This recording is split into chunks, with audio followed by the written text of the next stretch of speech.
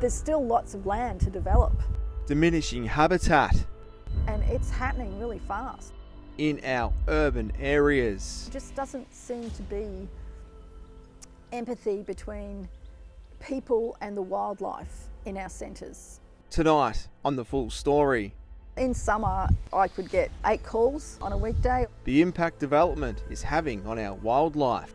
You know, we'll come to a tree where a koala's in it one day, it's earmarked for removal, and then you'll come back the next day, the koala's gone, the tree can get removed. But yet you know you're in an area where koalas regular. There's a chance that koala will come back. So would you say that's often an unrealistic expectation? Yeah, it probably is. And what is being done to try and prevent it? Collect a good database of koala sightings. It will mark out for us where the hotspots are. So it will give us the ability to go to authorities and say, hey, maybe we could consider, you know, the habitat that used to be there is now gone, or it's dwindling. Could we maybe work together and get some trees put in this area? Plus, Do you see that there is an urgent need for a wildlife hospital in southwest Victoria? There's definitely a geographical gap between Melbourne and the border, and we definitely need something in the region. calls for the state government to implement a wildlife hospital in the southwest. What really needs to happen is a facility, a dedicated facility in the area. Before we lose our only hope altogether. Just the two of us means that it's too much for us to keep going forever.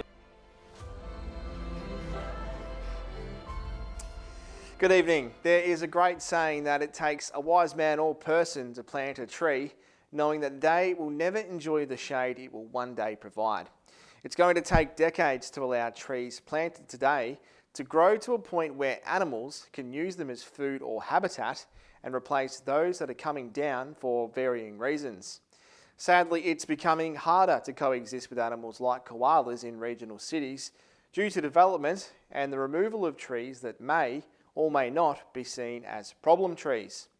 Mosswood Wildlife in Koroit is seeing the devastating impact this is having on koalas every day and is desperate to get the message to councils and landowners to do more to protect them and the trees they live in. That said, there is some that believe that it's not all bad news, with thousands of native trees being planted on farmland by third-generation farmers who are actively replacing cypress planted by their grandfathers with appropriate habitat and food source for koalas. But what happens until they grow?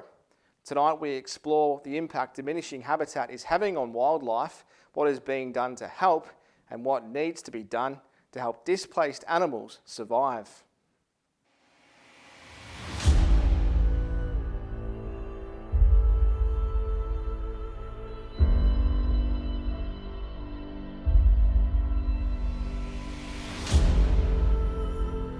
It's a site that we are seeing more and more of as local government areas continue to grow.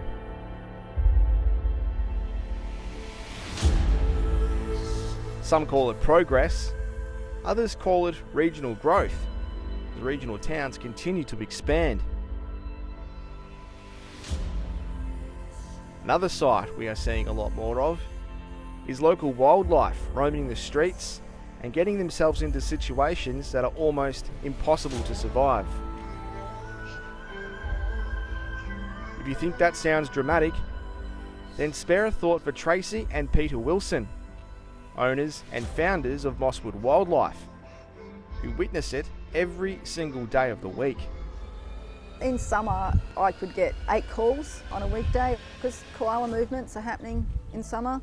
They're on the move, so people see them more, they get hit more, you know, breeding season's on, so they're crossing roads, doing dumb things, getting bitten by dogs. Anywhere from October through till about April, it gets really busy with koalas. So yeah, sometimes 8 calls a day. I think the most I ever got was 13 in one day. And all koalas or different animals? No, different, all sorts of different things. Sadly, the sight of earth-moving equipment and construction zones go hand in hand with the sight of koalas on fences, and in some cases, even on the machinery where there once was a tree.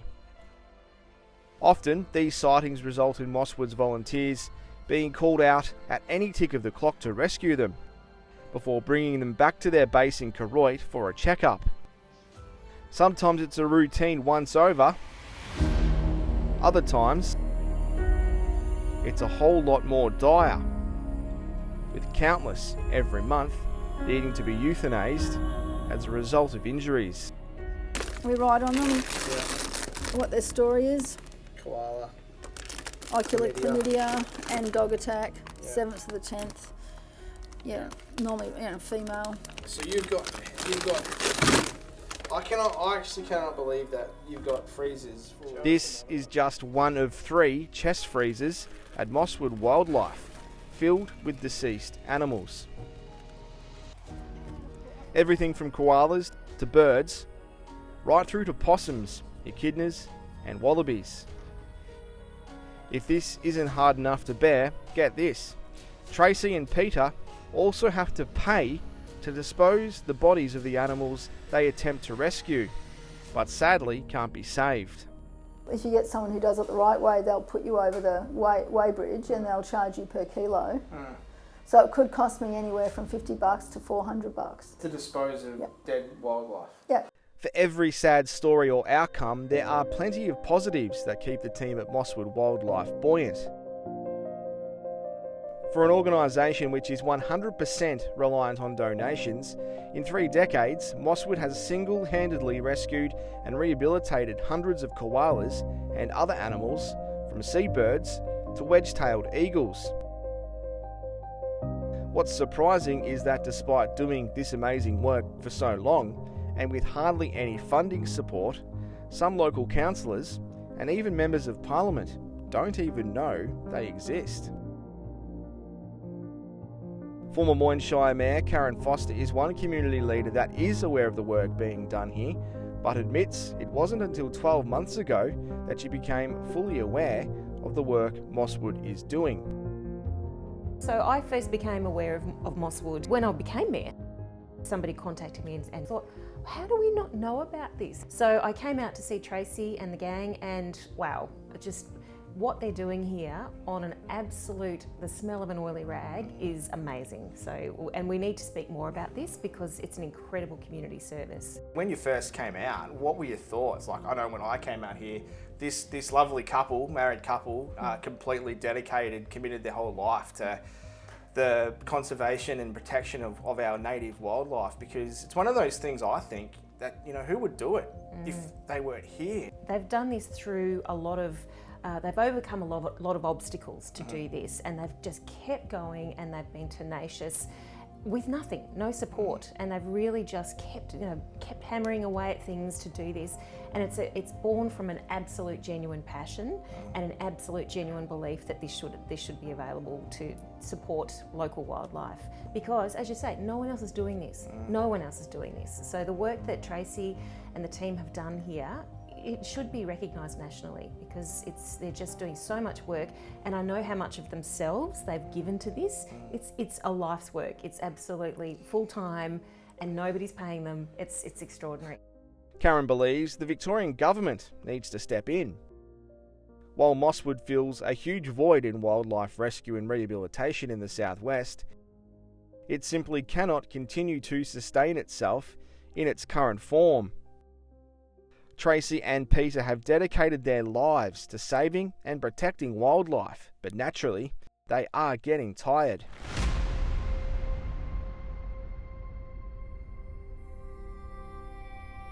They and their team of volunteers attempt to keep up with the same, if not a bigger workload than some state government animal hospitals, and Karen feels Mosswood needs that same financial support. I think they're feeling a really important gap. There is no one doing this in our region, and if it wasn't for them, I really despair as to what would happen. It comes back to the fact that there isn't really a specific wildlife hospital in the Western District. There's animal hospitals at the Melbourne Zoo and Werribee Zoo. Do you think a purpose-built wildlife hospital down here is something that the state government should probably look at? I think it would be a fantastic thing for the region to have that here, because it's a long way away to the city if an animal needs emergency treatment. And I know that there have been local vets who have volunteered their time here, but again, it's just not giving it that robust surety into the future. I think if it was properly funded, we could service the entire region, and it would provide an enormous peace of mind for any person who values our wildlife, and I certainly do, and I know Council does as well. According to sources, the full story understands that there is funding allocated for such a wildlife hospital here in southwest Victoria. The details surrounding where it will be located and when it is set to be established is still very much under wraps. But according to the Southwest's most powerful MP, Jacinta Ermacora, the government is aware of the urgency. This is Jacinta's first visit to Mosswood, and like many, she is blown away by the work this small but dedicated team is doing right across the region. While she cannot confirm where the funding is or if there is in fact any, she can assure Southwest Victorians the state government is fully aware of the challenges. Do you see that there is an urgent need for a wildlife hospital in southwest Victoria? Well, the distance between the South Australian border and Melbourne is vast, and the risk for wildlife is constant. So there's definitely a geographical gap between Melbourne and the border, and we definitely need something in the region. There's probably a lot of people in the community that think the state government doesn't think wildlife is very important down here in southwest Victoria. Otherwise, there may have been a facility already put in place by now. Would you say that that's incorrect? There's definitely an awareness, and it's something that I'm pushing for. The gap between, the whole southwest region, I think often it gets forgotten. I think there's a little bit of geographic amnesia. Did you know this was here? No, I did not. Yeah. I was unaware of how sophisticated this service is. Having now visited Mosswood, Jacinta believes Tracy and Peter's work needs to be considered when the time comes for a purpose-built facility to be built. What also became apparent is how little financial support Mosswood receives to be able to do the work and provide the Southwest such a valuable service. Always useful to do a visit, because then you can describe the people that are involved, their expertise and reliability, and also you can see for yourself what's needed. I don't think people are aware that the care that's needed once a rescue occurs, and whether that's a joey or a baby animal. Here we are in the veterinary room where a whole heap of procedures occur that require experts and qualifications and resources.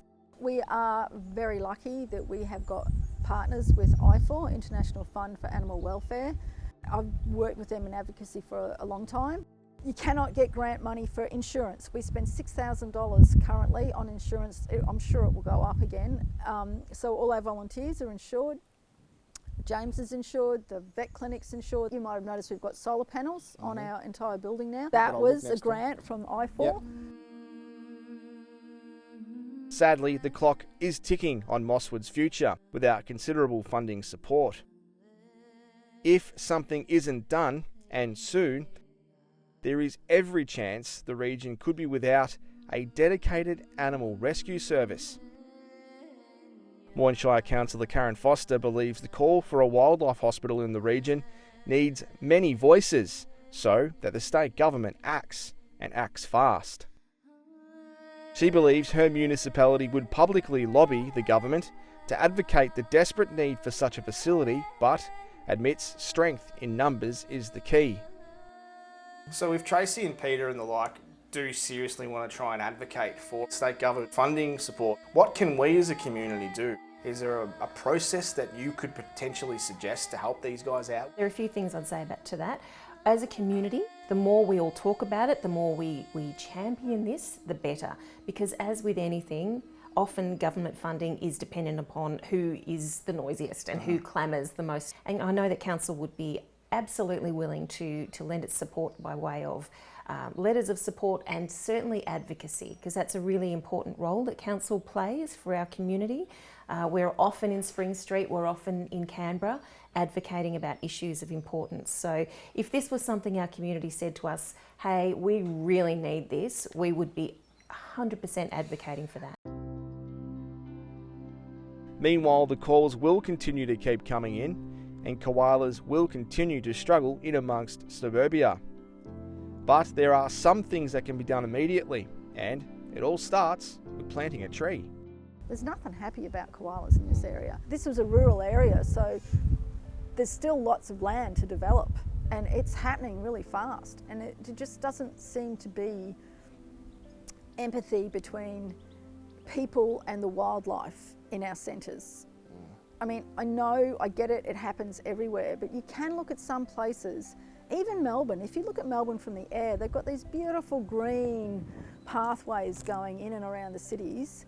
Adelaide's fabulous. It's got heaps of green space that they've managed to keep, and not just grasses this high, great for shading the lizards, tall trees, you know, habitat trees.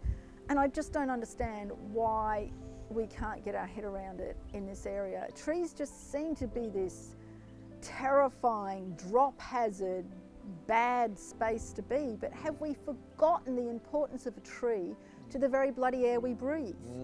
Where's it gone?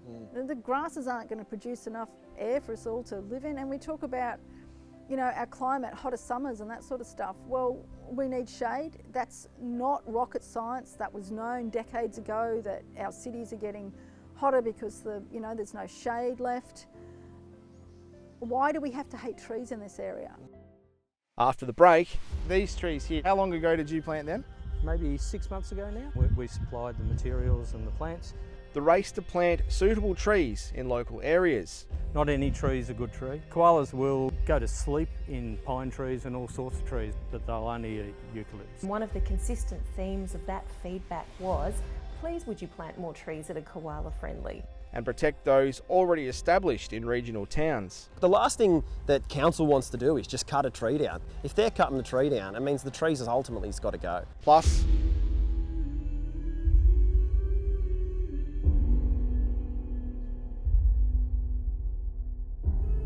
the call for harsher penalties after a landmark court case. Unfortunately, with animal cruelty, the penalties aren't very high. The legislation really needs a review. When the full story returns. At last, there's a more gentle alternative to fire cremation. Resting Water's eco-friendly pet cremation is Victoria's only water cremation facility. A solution of water and mineral salts mimic the natural process that returns your pet's body to nature. Water cremation uses 90% less energy with zero harmful emissions, making it more affordable. Resting Waters, helping your pet leave a lasting imprint on your heart without the carbon footprint. You've put in a massive effort over winter, so don't be a dumbbell this Christmas and let your hard work vanish. Gift yourself or a friend a casual pass to Momentum Fitness. With 24/7 secure access, it's a perfect fit for the holiday season. Matco Hire for all your hire needs. Portable en-suites, generators, toilets, and introducing Matco's new Genie 20-metre boom lift. Matco Hire, everything you need in one location. Forgetting something? Some things are easy to forget, but remembering to book your tax return shouldn't be one of them. SHB Business and Wealth Advisors offer on-the-day appointments, so you can book and see one of our experienced team members straight away. Too busy to visit our office? Then let us come to you, with out-of-office hours appointments available on request. So don't be forgetful. Book your tax return with SHB Business and Wealth Advisors. Barrastock cares about your dairy cows as much as you do.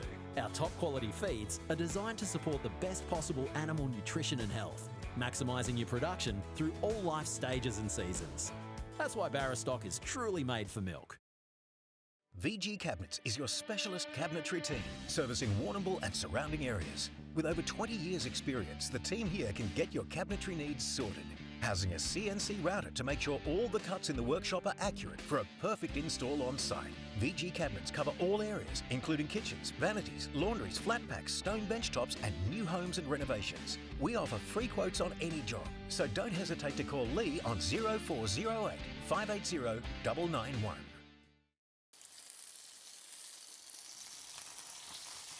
Hungry?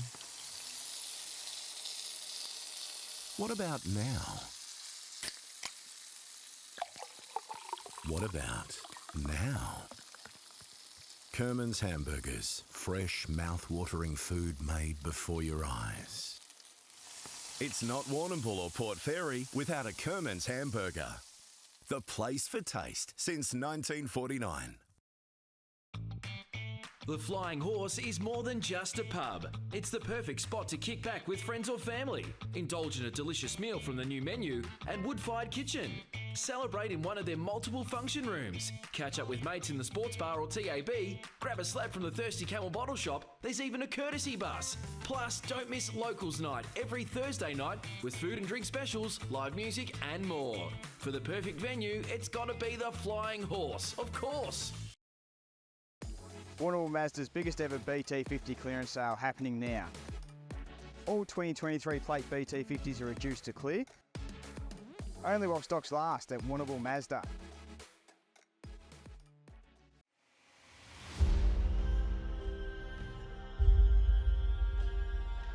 Here in Victoria's southwest, there are acres of vacant land that cannot be developed. This particular area in Warrnambool's northwest is a designated floodplain, and it's right near a known wildlife corridor. It's locations like this that could provide local councils the ideal location to plant native trees, rather than the pretty ornamental ones. The Moyne Shire Council is a climate emergency council and has recently rolled out a targeted tree planting program with koala survival front of mind. Did council consider putting trees in those places that no one can live or you can't develop? Is that something that council looks at? It certainly is a part of the community carbon offset program I mentioned earlier. So that is about planting trees in public spaces as well as private land. So 100%, we're really keen to I guess strike the balance too. There's a need for open spaces, but we just need more trees. We really do. Another thing that springs to mind is we're just developing, hot off the press, a tree strategy for Moyne Shire, and we did put that out for public consultation. And one of the consistent themes of that feedback was, please would you plant more trees that are koala friendly. Karen admits there are gaps when it comes to councils making decisions about removing or planting trees. That's where the likes of local arborist Warwick Petering are brought in. A self-confessed tree nerd, it's Warwick and his team who, like plumbers, electricians and builders, are trained trade professionals. Only their trade is trees. The role of an arborist, quite broad. You know, what determines the fate of a tree? As an arborist, it's my job to get involved and help manage the trees in an urban environment. So if a tree grows in the bush, you know, an old manna gum, it can be in the bush for 500 years and never see a person, and it just does its thing. But if you plant that in the middle of town and it grows over 3 houses, a footpath, it's got infrastructure in water, power, all going underneath it, you can see where this tree isn't going to have its 500-year uninterrupted life, and that's where we come in. The role of an arborist is one that is often met with some community backlash. They are often the ones seen with the chainsaws and wood chippers, but according to Warwick, that is the final part of a very long process. We get the call off whoever it is, whether it's council, whether it's a government body, whether it's a homeowner. We'll come in and do what's required, but often we can talk people out of doing the wrong tree work and they just don't know. You know, it's a bit like when I get a plumber in and have some harebrained idea of doing something and they go, you can't do that, that's the wrong size pipe. We will do a quick inspection, look at the tree, find out what the customer wants, and then find out what the tree is doing. They might be thinking the tree's dangerous when it's not. Might be able to talk them around into keeping the tree, doing some different types of pruning, or ultimately the tree might have to go. But then we can look at how's that going to impact. So is it the only gum tree in their backyard and they love the birds that are in that tree? Businesses like Warwick's are engaged by councils like the Moyne Shire to provide vital information that will be used to decide the fate of a tree. It requires finding a delicate balance between the request of authorities and developers and what is right for the environment, including wildlife such as koalas. Is it tough sometimes allowing for development to work? It could have a lasting impact on animals? We'll always, check before we do jobs. We'll be looking for that habitat, looking for the animals. We've moved birds' nests that are out of use, out of season before, and then into the next tree. We'll come to a tree where a koala's in it one day, it's earmarked for removal, and then you'll come back the next day, the koala's gone, the tree can get removed. But yet you're in an area where koalas regular. Does that go into your recommendation that that koala will come back? So would you say that's often an unrealistic expectation? Yeah, it probably is. It's a bit like, a cow will eat the grass here and then tomorrow will be eating the grass there. So, yes, they're in that tree and it's a bit more easy to ID a tree over a patch of grass. But, it's as long as there's enough food to sustain the koalas, that's the main issue. What about instances where koalas, for example, are very, they're very in tune to their territory. A koala in Koroit is displaced because a tree comes down. They can't just be released in Framlingham. They've got to be released back in their same area, because it's like you and me going, blindfolded and dropped in somewhere we don't know. We'll try and get back to where we know. How hard is that for the community to tackle that if a tree has come down for one reason or another, and Tracy and the team have rescued it, taking the koala back to the same area when there's no habitat left?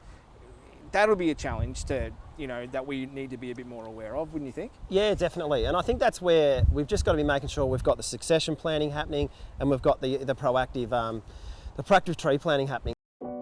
Research shows that while koalas don't stay in the same place for long, they follow a track, often inherited by their parents, based around known food sources and habitat.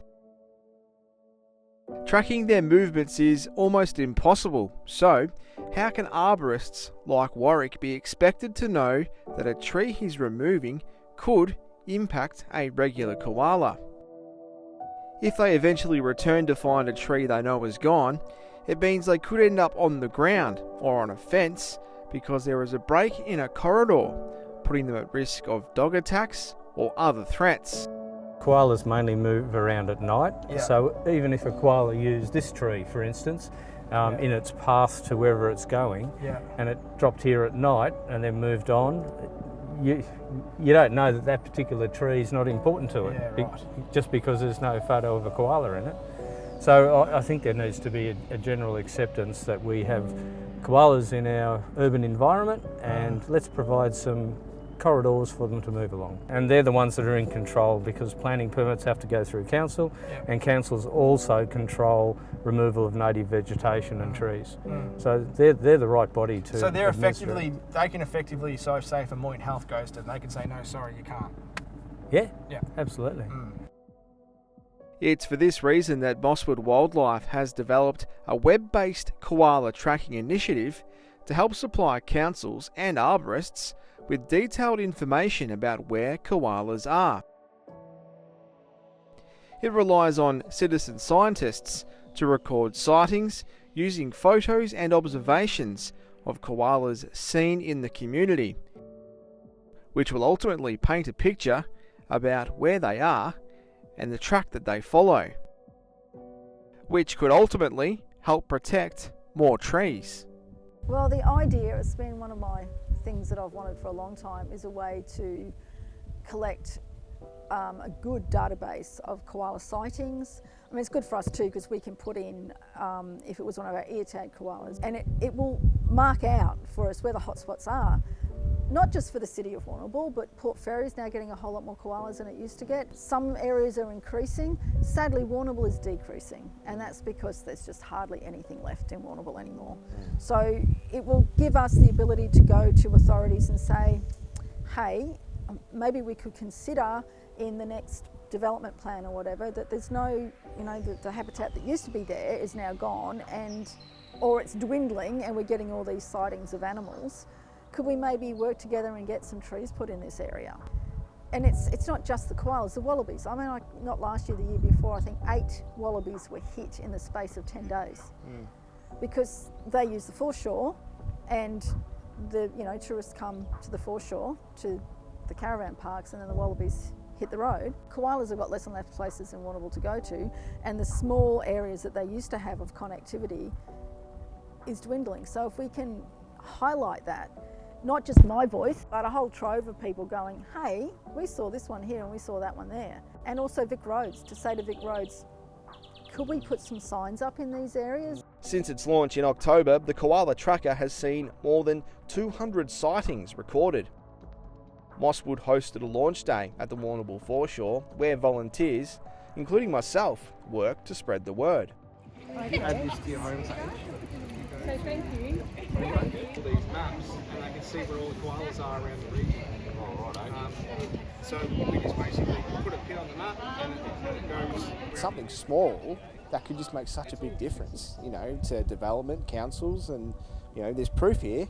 Let's something we can do, because at the moment I don't think they really believe that. No, well, it horrifies me how many people, you know, will say, oh, well, I've lived here for 20 years and I've never seen a koala. I think it's up to us to really try and get the message out and get people engaged in using it, and I think that's the key. This innovative approach taken by Mosswood to help provide key information on wildlife movements could be exactly what authorities need for them to make informed decisions about habitat, and in turn hold them to account if they ignore the facts. If there is tangible proof that a tree facing the chop is a known wildlife corridor or habitat, it would be easier for the department to step in and stop it from happening and issue fines. Moyne Councillor Karen Foster admits there are still elements of guesswork involved in making decisions about trees. She believes tools like the Koala Tracker will be an invaluable resource for local government to use, as it provides proof about the existence of wildlife in built-up areas. So excited to hear about this project because it's, again, a bit of a missing link. There are gaps, and this is one area where we have gaps, but we don't really have that big picture. So as a council, this is going to be invaluable to us. But also to get the advice from Tracy and other people who are experts, where do we need to put them? Where do we need to provide those? Where are the gaps? It's not just enough to have good intention, we have to have good information. So, and detailed information to help us make informed decisions, because at the moment we're flying a little bit blind, and the best of intentions can go astray in that sort of environment. Despite Moyne Council pledging its support of Mosswood, the old adage actions speak louder than words apply in this situation. We're standing at the former site of Moyne Health in Koroit, an area where koalas have been sighted over a number of years. Right here once stood a red gum believed to be nearly 100 years old. The Moyne Shire told Mosswood it was cut down due to a threat of public safety, due to distance from a road. Sounds sensible in theory, apart from one small problem. The nearest road is 50 metres that way, and it's nowhere near where pedestrians can walk.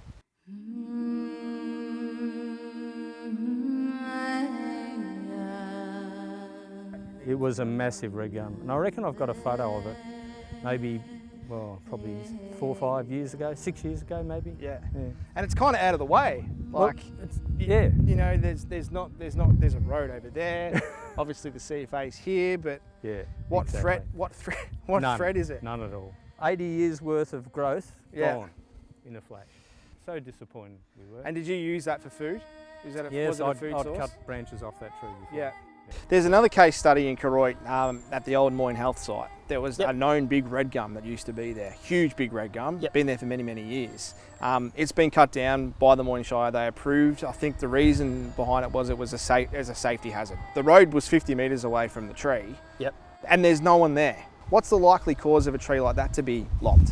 Yeah, look, I'm not sure. I'll give an example of one that just sounds very similar. So there was a large red gum, it was remnant vegetation, and it was a huge tree. It was a great, awesome red gum, and it basically, over the period of time, had some structural defects go down the middle, and it basically had these huge cracks in it, and it was splitting apart. Sometimes we can cable brace trees back together by putting cables in them, and we've done that for council before and for private clients. But sometimes if a tree's structural defect is so bad, you can't mitigate it with man-made intervention. And at some stage you've got to say, unfortunately this tree's got to go. So I think with that one, it's probably just had an issue that you don't realise, and then it gets cut down. Because ultimately, like I said, if it was a perfectly good tree, no one would be complaining about it. It's obviously going to be developed. You know, there's something, and whether someone just thought, well, there's a red gum, that's a pain, I don't want that there. And someone's come and cut it down. Oh look, it's a possibility, but I doubt it.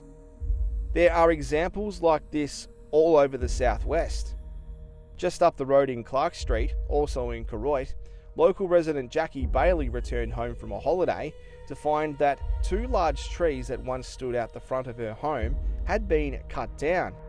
To this day, it's not known who authorised the removal of the trees or why. We didn't know anything was going to happen. Yep. And yet there was an assessment by an arborist done, and he assessed the trees as being unhealthy and dangerous and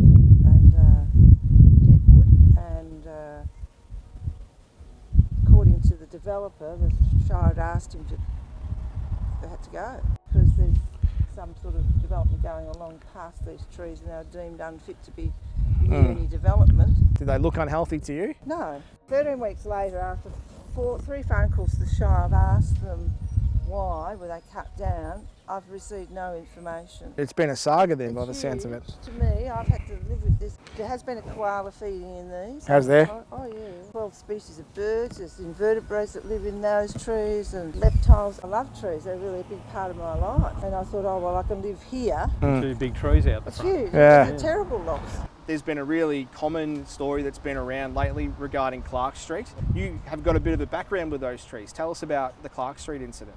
We've worked closely with those trees over the time. Probably saved the trees from the axe about 5 times. There was a local resident that used to live there. Every time the wind blew from the north, she'd ring up council and say, the trees are going to get me. And we'd go out, look at the trees, do an inspection. There's no issues with the trees from a safety point of view. We'd try and get the lady on side, you know, calm her down a bit. And basically with council, do a bit of pruning if required. And then the trees have essentially got retained for the best part of 20 years. And then recently, a subdivision got approved. That subdivision required new upgrades to the road. We had to do a report, and the report said, if you put the road upgrades in where you've got them marked, which is where they have to go, the tree's in the way. Is there ways to be able to, work around the tree, so to speak? If the tree's been there for so long and the road's coming along and there's known animals that live there, is that something that needs to be considered before a tree comes down? Yeah, it is, but I think the further we go along and the more modern that we get, the higher the standards become. So back in the day, they probably would have let that subdivision go through with no curb and channel, no footpath, and a skinny, one-lane bitumen road would have been fine. But nowadays there's higher standards, and the subdivisions won't get signed off, unless they've got the right infrastructure. So all these boxes have got to be ticked, and then ultimately these trees, unfortunately, were in the way. So we recommended those 2 trees go, but in the same report there was a recommendation that trees go back in, and they're going to put, I think it's up to 10, back in once the job's finished. Just one day after filming on Clark Street, Jackie sent the full story, these heartbreaking images.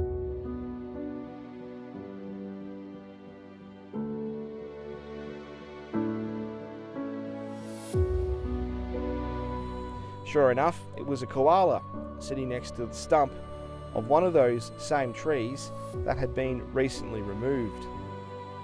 There was that photo that came out with the koala sitting next to it, created a little bit of a discussion around the community. What's your response to that? Yeah, well, I think that's a bit of a clickbait photo. It's a great photo to get at the time, like the koala just cruising past. Maybe it was looking for the same tree, who knows. If you're going to jump on Facebook and write a negative comment, that's probably doing nothing. And what are you really doing? So I'd just encourage the community to get out there and actually do something positive. Engage, council. They'll be happy to talk to you, and you can talk to them about, well, what are we putting back in? I've got a street and it doesn't have enough street trees. Whether you talk to your local land care group, get involved with them. Get involved with the Glenelg Hopkins CMA. They're always doing re-veg works along the Hopkins and the Marai, getting trees going back in there. Be part of the solution, not the problem. 100%. That's where the positive change is going to come. So, if we want more trees for koalas and other animals, we've got to plant them. We've got to get out there and put them in. After the break, there's always trees to be planted, whether it's the CMA, whether it's a school, all those projects. Fixing a problem that was inadvertently created 3 generations ago. We've gone through our stage of cutting trees down as a southwest, but we're definitely in the re-veg stage. And making sure the right decisions are made now, so the future of koalas and other wildlife looks brighter.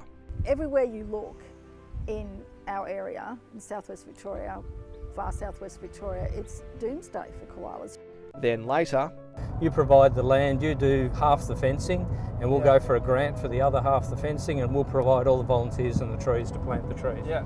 How Mosswood is hoping to encourage more landowners to plant more trees. Who's going to say, hey, we'll chop off 10 acres of our land and you can use it to grow trees? No one's going to do that. Not on this land around here. Unfortunately. When the full story returns.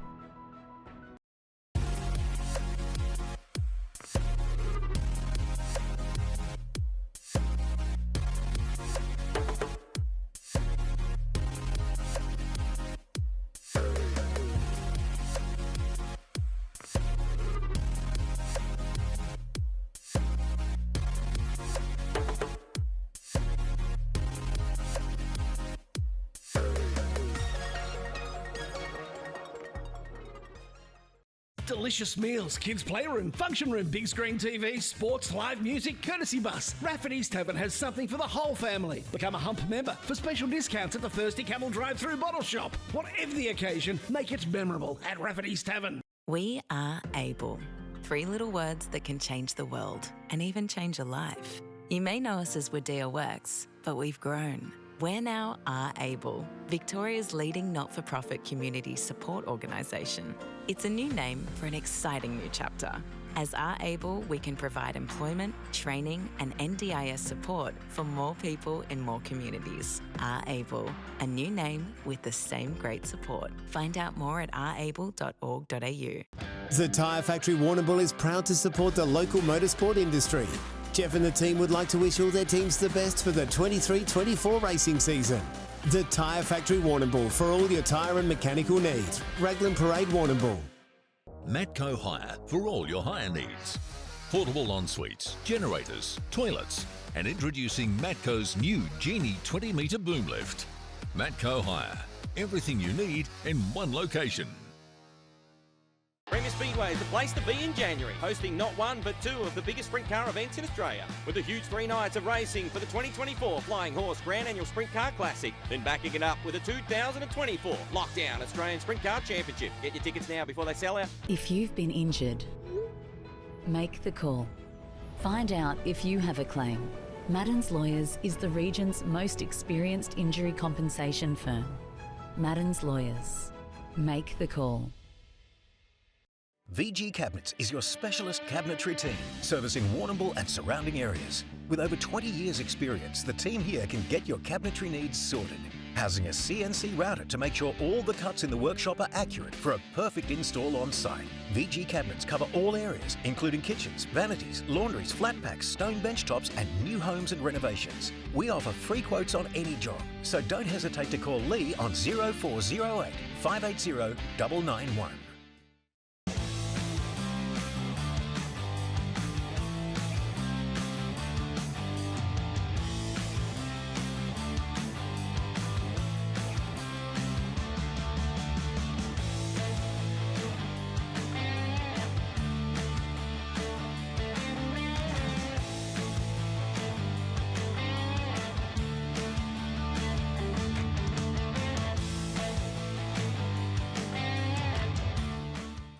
Barrastock cares about your dairy cows as much as you do. Our top quality feeds are designed to support the best possible animal nutrition and health, maximising your production through all life stages and seasons. That's why Barrastock is truly made for milk.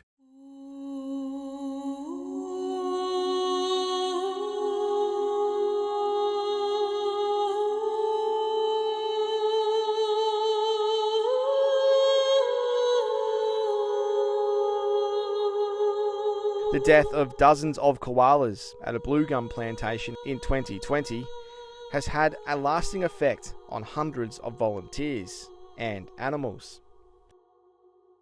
It made national headlines before the state government originally imposed 253 animal cruelty offences on the landowner and 2 earth-moving businesses. 227 koalas were located alive, 40 of which had to be euthanized due to dehydration and poor body condition, while 21 were found dead. The case had been in the court system for 3 years. One of the companies pleaded guilty to a single charge of animal cruelty in December last year and was convicted and fined $20,000. The other, Bryant's Forestry and Earth Moving, was sentenced last month after being found guilty of 5 consolidated animal cruelty charges and convicted and fined $79,000. People who are rescuing on the grounds, how they ever get past that, I don't know. Just as an example, you know, the slash, because when we got there, a lot of it had been cleaned up, but there was a whole lot of piles and piles of slash from where the trees had been pushed over. And you know, they were having to get down on their hands and knees and look through all this. And there was one particular koala that they thought was dead, and they touched it, put their arm down through all the stuff and touched it, and she groaned. She'd been underneath that for a minimum of 2 weeks, possibly 3 weeks. horribly broken and surviving, because that's what koalas do, they don't die quickly. And you know, we'd had extreme heat and extreme cold. All of them were seriously dehydrated. It was just awful. The summary of the case explained that the landowner, James Troth, had engaged Bryant's to remove vegetation on his land so he could return it to grazing for sheep. Between November 2019 to February 3rd, 2020, the site was almost entirely cleared. The prosecution alleged that this was an act of cruelty to the population of koalas that lived at the plantation, because the trees that remained weren't sufficient to support a number of the koalas present. Further to this, it was alleged that Mr. Troth erected a 1.8 metre fence around the property, to which the prosecution alleged if the fence wasn't there, 75% of koalas in the plantation could have dispersed and even survived. It's just unprecedented, like you say, the people that are on the ground doing that rescue and people that aren't trained, you know, to deal with that kind of thing. Well, even people who were trained to deal with that sort of stuff, it's not... It'd live with you forever. And it would live with you forever, because you obviously got to go to the grounds, but obviously saw it from back here. I saw the grounds when it was organised, and you know, there was DELPA taking control, the police were also taking control. It was a crime scene. It was a full-on crime scene, so it was completely different to what the volunteers who were rescuing would have seen. It was a completely different thing altogether. You know, because there was a lot of passionate people that were all trying to help, and there was a lot of high energy emotions flying. I saw it when it was a sterile environment. You know, the Zuvix vets were working there, and it was the last day and everything was finishing up. I think we took 2 koalas back home with us. So it was done and dusted, but we got to see the site. In statements included in the case summary, witnesses expressed concerns to the department, the RSPCA and Bryant's about the number of koalas that lived there. The summary indicated that between December 18th and January 7th, one witness called Wildlife Victoria and even the RSPCA due to fears that 300 koalas lived in the plantation and had no way of getting out due to a large security fence around the property. Despite these concerns, work continued, and it wasn't until February that the department, Parks Victoria and police conducted physical searches at the property. It was at this time that the discovery of deceased and badly injured koalas began, and Tracy and hundreds of volunteers sprung into action to help with the rescue and recovery efforts. Well, this clinic was fitted out by I4. Yep. So I4, we are partners with I4. We're one of their partners, and when you have a disaster, it's much easier for these organisations to help out because it releases disaster funding. So the Cape Bridgewater harvesting disaster, we had 102 koalas go through this facility, and I think 34 of them were in for long term. We had help from other organisations as well, Wildlife Victoria, Animals Australia, Vets for Compassion, they all help, but this particular equipment was sort of organised by, the X-ray machine was a super special, that was a second-hand one that I4 helped find. I can't imagine that area without them. They punch above their weight continuously, and they're providing a critical community service. They're saving lives and alleviating suffering. International Fund for Animal Welfare's Josie Sherrod has known Tracy since 2015. They met at the inaugural National Koala Conference, where Tracy was making a presentation about koalas and the blue gum industry. Even 4 years prior to the Cape Bridgewater disaster, Josie recounts the reaction to her colleagues listening to Tracy's presentation about the impact the industry has on koalas. It prompted national media attention, and since then, I4 has been helping advocate to have better protection for koalas living in blue gum plantations.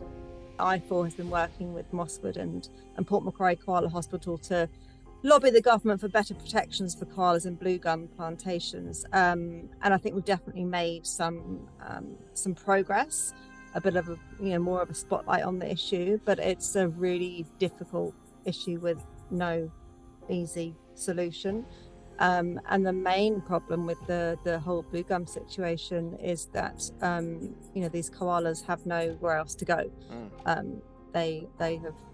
We've destroyed their habitat, and they've moved into this temporary but very lethal refuge. So it's a welfare crisis on our doorstep. It's Victoria's shameful secret, and I think if most people knew what was actually going on, they would be uproar, and that's what needs to happen.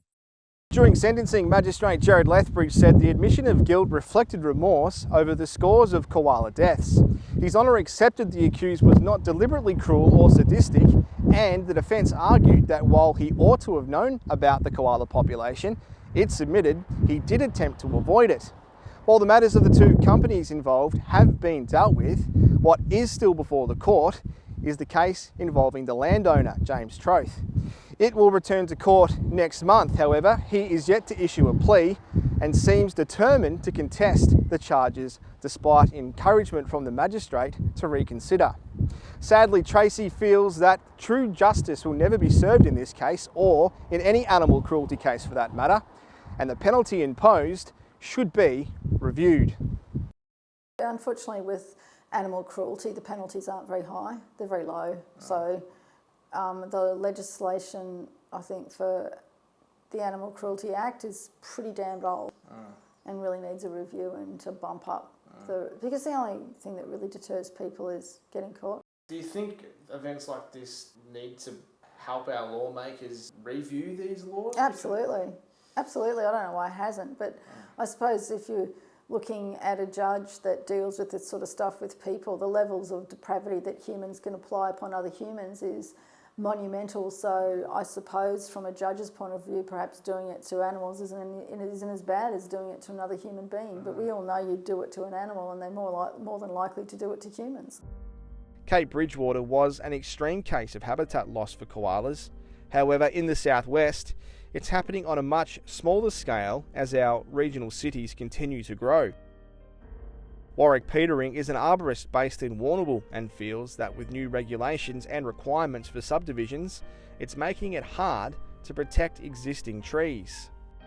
Is it frustrating for you sometimes you've recommended a tree doesn't come down, but the council say, sorry, we've got to do it? Oh, look, sometimes that's like, big government, I suppose. It is what it is, Like there'll be a new train line put in and all the greenies will want the train because the trains are green, but they won't want the trees cut out. I'm a realist. I know that trees have got to come out to achieve certain things. So sometimes it is what it is. It's a bit like when they duplicate the highway. Some trees are going to have to come out to duplicate the highway. Yeah. So as long as you're planting more trees, that's the main thing. I might be involved in that process thinking we're doing good, and then you jump on Facebook at night and see someone having a dig and you're like, oh, that's one tree, and we're involved in a process where 2,000 got planted last month but no one sees it. Since cattle grazing has stopped on the sides of roads, the amount of trees that are grown on the sides of roads, which is a lot of work that we do, and all these wildlife corridors are actually popping up. So that's something that's happening that no one probably talks about, no one really sees, but it's actually happening everywhere. And the amount of wattles and blackwoods and eucalypts that are popping up along sides of roads and these wide roads, is a lot of vegetation. So a lot of habitat is popping up, and I think that'll really help with koalas and get them around. Being an arborist is a professional trade, and while we see them cutting down trees, if there is an opportunity for them to convince someone to keep a tree, they will. I won't immediately say, yep, that'll be $1,000, mate. We'll be there tomorrow. I want to know what are they doing it for, and then I might be able to talk them around into keeping the tree, doing some different types of pruning. They might want to put up a garage and remove a tree that they've planted 5 years ago and it's now in the wrong spot, or it might be some old cypress that's over a shed that's broken out from a storm. An arborist won't lop your trees indiscriminately. That's like the first rule of being an arborist is don't just cut a tree in half, because the trees don't want that. Yep. And then you're trying to find, well, what are you really after? And the person might say, I've put the wrong species in. And then you can walk them in and say, all right, you need to get some these big specimen trees internally, and you can walk them towards those your manigums, your messmates, the good natives. But ultimately, at the end of the day, it's their trees, and there is things that stop you cutting trees down, like whether it's remnant vegetation, whether it's heritage listed vegetation. There's trees on National Trust registers. Obviously there's council trees that you can't cut down. And then there's all sorts of levels of protection. But if you bought a block of land, planted some blue gums there 10 years ago, and now they were giving you grief and you went, oh, I've made a mistake, they're going to be the wrong tree, you're allowed to cut them out, and that's your decision. Being an active part of the solution is something Warwick wants the Southwest to be more proactive with. He wants to see less hands on keyboards and more hands in soil, planting trees so future generations can continue seeing wildlife in the wild. I'd just encourage the community to get out there and actually do something positive. Engage, council. I've got a street and it doesn't have enough street trees. Whether you talk to your local land care group, get involved with them. Get involved with the Glenelg Hopkins CMA. They're always doing re-veg works along the Hopkins and the Marai.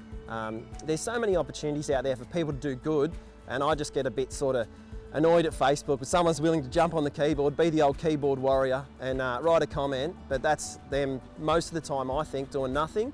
And then in the real world, they're not going out there with the mulch fork and mulching a tree down the Marai or planting a new one. This is one of many other parts of Mosswood Wildlife's work. For example, here at the Koroit CFA station, Mosswood and a group of volunteers gained permission to plant native trees suitable for koalas to eat and live in. Tracy and Peter have ideas to play an active part in encouraging landowners to plant species like manigum, blue gum and other eucalypts suitable for koalas, even offering to buy trees and plant them for landowners.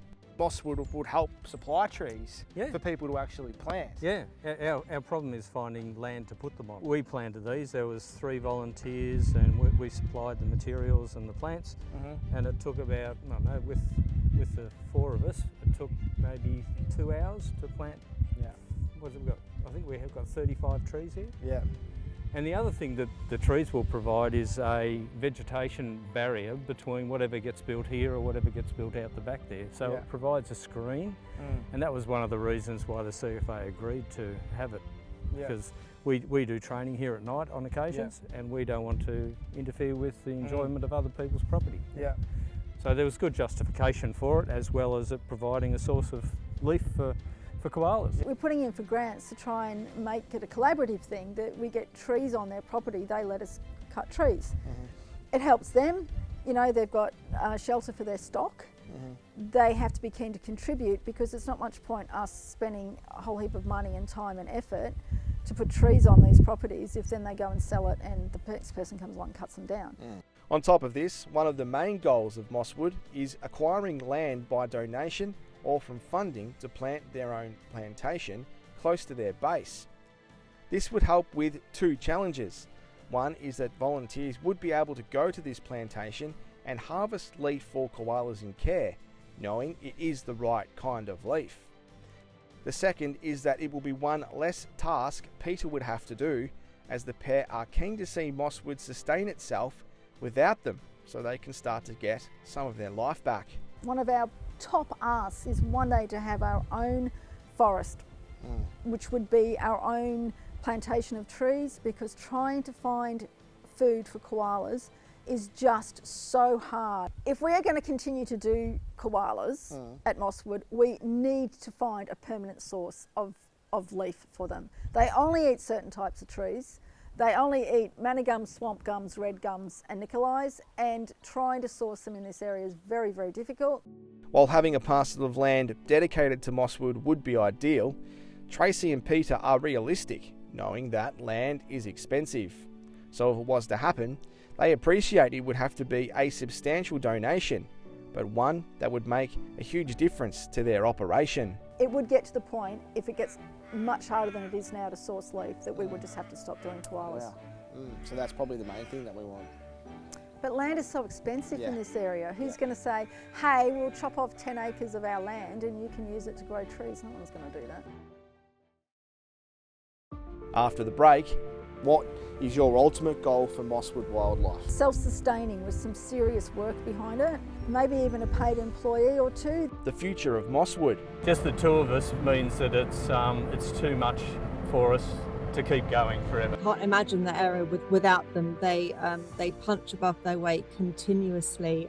And the work being done to ensure its survival. Maybe before they go to drop their green waste off, the last couple of branches that go in the trailer, Could be some eucalypts that koalas can eat. They could take it out to Mosswood. I'm out there championing this work wherever I go because I really believe in it. Plus, would you say there's already positive discussions happening surrounding that? Yeah, the discussions are positive. Yeah, definitely. Hope on the horizon for an animal hospital in the southwest. I'm hoping that it will happen very soon and the area will soon get a dedicated facility. When the full story concludes for 2023 after the break. You've put in a massive effort over winter, so don't be a dumbbell this Christmas and let your hard work vanish. Gift yourself or a friend a casual pass to Momentum Fitness. With 24/7 secure access, it's a perfect fit for the holiday season. Delicious meals, kids' playroom, function room, big screen TV, sports, live music, courtesy bus. Rafferty's Tavern has something for the whole family. Become a Hump member for special discounts at the Thirsty Camel drive-through bottle shop. Whatever the occasion, make it memorable at Rafferty's Tavern. Forgetting something? Some things are easy to forget, but remembering to book your tax return shouldn't be one of them. SHB Business and Wealth Advisors offer on-the-day appointments, so you can book and see one of our experienced team members straight away. Too busy to visit our office? Then let us come to you, with out-of-office hours appointments available on request. So don't be forgetful. Book your tax return with SHB Business and Wealth Advisors.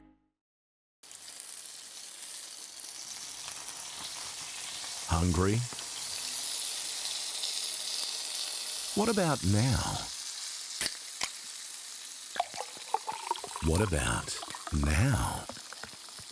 Kerman's Hamburgers, fresh, mouth-watering food made before your eyes. It's not Warrnambool or Port Fairy without a Kerman's Hamburger. The place for taste since 1949. As pet owners, we understand that pets are a cherished member of your family, fully integrated into your life. They are with us in our most important moments and share in our milestones. Resting Waters Warrnambool Pet Cremation is committed to delivering a compassionate and respectful service to assist your family through their grief. Resting Waters Pet Cremation, honouring your pet for their lifetime of love and devotion. The Flying Horse is more than just a pub. It's the perfect spot to kick back with friends or family, indulge in a delicious meal from the new menu and wood-fired kitchen. Celebrate in one of their multiple function rooms. Catch up with mates in the sports bar or TAB. Grab a slab from the Thirsty Camel bottle shop. There's even a courtesy bus. Plus, don't miss Locals Night every Thursday night with food and drink specials, live music and more. For the perfect venue, it's got to be the Flying Horse, of course. If you've been injured, make the call. Find out if you have a claim. Madden's Lawyers is the region's most experienced injury compensation firm. Madden's Lawyers. Make the call. Be proud of your yard this spring. With special orders on request, Bell's Garden Centre has a huge range of gear to get the job done. Get great advice on quality grass seed, sand and soil. Delivering anywhere in the southwest, Bell's is your springtime gardening store. Barrastock cares about your dairy cows as much as you do. Our top quality feeds are designed to support the best possible animal nutrition and health, maximising your production through all life stages and seasons. That's why Barrastock is truly made for milk. Premier Speedway is the place to be in January, hosting not one but two of the biggest sprint car events in Australia, with a huge 3 nights of racing for the 2024 Flying Horse Grand Annual Sprint Car Classic, then backing it up with the 2024 Lockdown Australian Sprint Car Championship. Get your tickets now before they sell out. For over 3 decades, Tracy and Peter Wilson have been fighting to save local wildlife. They have been doing it with minimal funding and years of sacrifice when the odds are stacked against them. Despite all of that, they have big ambitions about what else they could be doing to make a difference. One of those is education, facilitating sessions at local schools and community groups about wildlife conservation and awareness in the local area. This is brilliant. What's the idea behind this? So this is, the whole purpose was that it was built so that if there's an emergency, a fire, a flood or something, and they have a staging area, it can it can be rolled out. For instance, with Cape Bridgewater harvesting, Yeah. they had vets on scene and they were working with a little marquee flapping in the wind Yeah. and some benches, and it was a mess. This is fully fitted out with a vet examination table. Yeah. It's got anaesthetic machine. Yeah. It's been fitted out for that purpose. Yeah. But because we knew that hopefully disasters don't happen very often, It will happen, it's our / education Yeah. caravan. So it's got big TV in behind all of this. Yeah.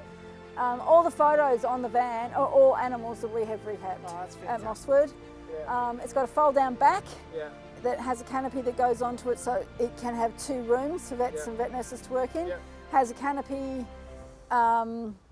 annex that goes all the way around and then joins up with that ramp when it comes down. It's also used at events, festivals and markets to sell fundraising items such as cookies and even calendars featuring pictures of Mosswood's animals in care. Another key ingredient that is rapidly becoming a necessity is a paid employee, an executive officer that can help manage Mosswood with Tracy and Peter, overseeing the overall operation of the organisation. But it's not just what you see on the ground, it's behind the scenes as well. The amount of time I spend on the phone talking to people when we organise something that we go to with the education / rescue unit, caravan, it's talking to people, it's organising that, but we've gotten to the point that we're spread too thin in too many different directions, and unless we can get help to manage all these different areas that I simply do not have any spare time in my life to do, we'll have to wind it back to some. Sadly, funding for people is much more difficult than funding for equipment. And even then, being able to obtain grant money from philanthropic groups is a challenge. Philanthropic funding, and you know, it'd be great if it was local philanthropic funding. Yep. We have had help from the local philanthropics before, but it's often in grants and philanthropic funding, it's wildlife is taken out of it, particularly wildlife rescue is taken out of it. I think it's just the risk. Luckily, Mosswood has some amazing partnerships with organisations like International Fund for Animal Welfare, or IFOR. It was IFOR who stepped in to help Mosswood fit out its veterinary clinic and animal shelters used to house koalas displaced following the Cape Bridgewater disaster. IFOR native wildlife campaigner Josie Sharrod works closely with Tracy and Peter and believes the Southwest is in a much better place for wildlife because of Mosswood. What a fantastic organisation we've got down here in Southwest Victoria. I know you've had a lot to do with Tracy, and I think our area would be in a real precarious position if it wasn't for them. They're providing a critical community service. They're saving lives and alleviating suffering, and they really do punch above their weight. But if they're not sustainable, as your show has shown, and IFOR's partnership with Mosswood is really about getting that long-term sustainability, that they can actually have that work-life balance with the confidence that their operation will continue to thrive. IFOR paid for the installation of solar panels on top of Mosswood's portable building and a purpose-built garage to store the education unit. It's also one of the organisations that steps in to assist in times of disaster, for example, during bushfires. It's a disaster situation and they desperately need help. I mean, IFOR have been helping as much as we can. We help them set up their amazing veterinary clinic, and they provide this incredible, huge community service, like an emergency service, and most people don't realise that they're actually providing that, but they do need that long-term sustainable source of funding. Member for Western Victoria Jacinta Ermacora appreciates that the region is in a vulnerable position due to the high risk of bushfires and weather disasters like flash flooding. It's an issue she continues to bring up with her state government counterparts, but the wheels of government turn slowly, but she believes they are turning and there is some light at the end of the tunnel.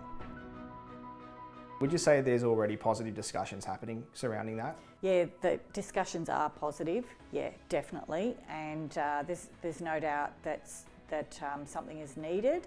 What we need is a facility that can be sustainable and a facility that has the capabilities to meet the needs of injured wildlife in this region. And I really appreciate when I get an opportunity to come and visit a place like this, and then so when I'm actually at Parliament and teeing up meetings, I can talk with authority and confidence about what's actually going on here, and there's no doubt we definitely need a facility. Until such time that there is finally announcement of state government funding for a wildlife hospital in the southwest, Mosswood remains our only hope. It is the last line of defence. The difference between if an injured animal is saved or if it's euthanased. Sure, there are differences in opinion about how the southwest region is placed when it comes to habitat and what is being done to protecting it. But there is one thing everyone on all sides of the argument have in common. They all care about local wildlife, and it's up to southwest Victorians to give a voice to something that can't speak, and that is koalas and the amazing wildlife living in our region. Do you think government, state government, needs to pay more attention to the native wildlife and the environment, particularly down here in the southwest? Yeah, look, definitely. Yeah. I think if you can't save the ones that are savable, it's a sad scenario. So I think that they need something like that. It's just a matter of getting that funding lined up. If this was funded properly and well, this would be hundreds of thousands of dollars, and that's what I would love to see happen. And to me, that's a state government responsibility. We've got Tower Hill just down the road, which is a state park. It makes sense for me that this work really dovetails in with the state government's work. For now, Mosswood's future depends on the generosity of donations, either by the Gumtree Gang Initiative or by personal donations. At the moment, Mosswood is running a Christmas sponsorship drive for some of the koala joeys they have in care. But not all donations need to be monetary. It could be as simple as providing leaf to feed koalas in care, unused washing machines to clean towels, or simply time, volunteering to help Mosswood maintain its amazing facility or rescue animals in need. For Peter and Tracy Wilson, Mosswood is their life's work. There is no amount of money that would even come close to the time and sacrifices they have made to help local wildlife. To even suggest they are considering closing if the organisation can't sustain itself would be the hardest thing either of them could say. But they are saying it, even if it goes against the grain for their passion for local wildlife. If I could ask you one last question, 5 years from now, 10 years from now, what is your ultimate goal for Mosswood Wildlife? No answer is stupid. Pie in the sky, what would your ideal be, apart from having a life? Well, that's definitely high on the list.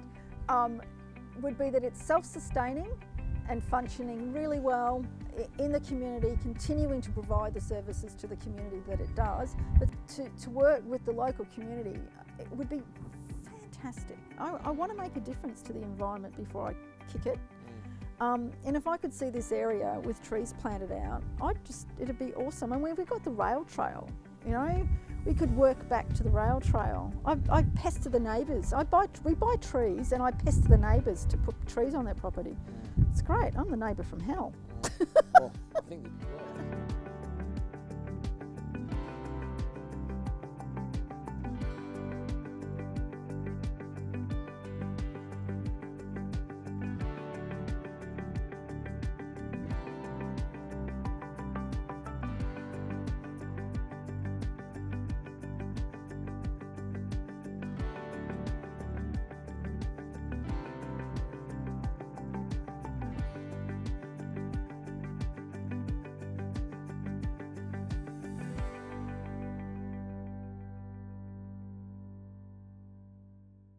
It's certainly a scary thought if they were to close their doors, so please help if you can. And we will also continue to follow up on the progress on state government funding or a state-funded animal wildlife hospital in the region.